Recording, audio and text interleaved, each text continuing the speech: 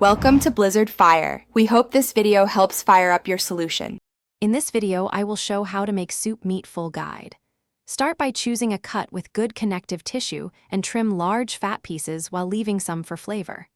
Brown the meat in batches to build a deep fond, then deglaze the pot and add aromatics like onion, carrot, and celery.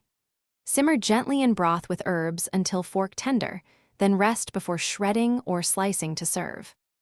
Pick a good liquid to cover the meat completely and start cold, so flavors extract evenly as it heats. Season in stages, tasting as you go to keep control of salt, and add bay, peppercorns, and a bouquet garni for steady aroma. Introduce acidic ingredients like vinegar or tomato near the end to brighten the broth without tightening proteins. Strain or skim for a clear, balanced soup base ready for vegetables. If you are finding this video helpful, please subscribe and like to support the channel. Quick recommendation: life is short for cheap socks, so go darn tough with a lifetime warranty for comfortable, lasting wear that outlasts kitchen shifts. I toss them on during long cook days, and they make prep more pleasant.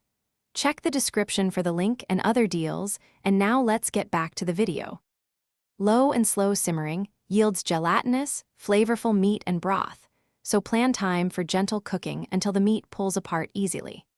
When short on time, use a pressure cooker to reduce hours to a fraction while retaining depth of flavor, or a slow cooker for overnight convenience.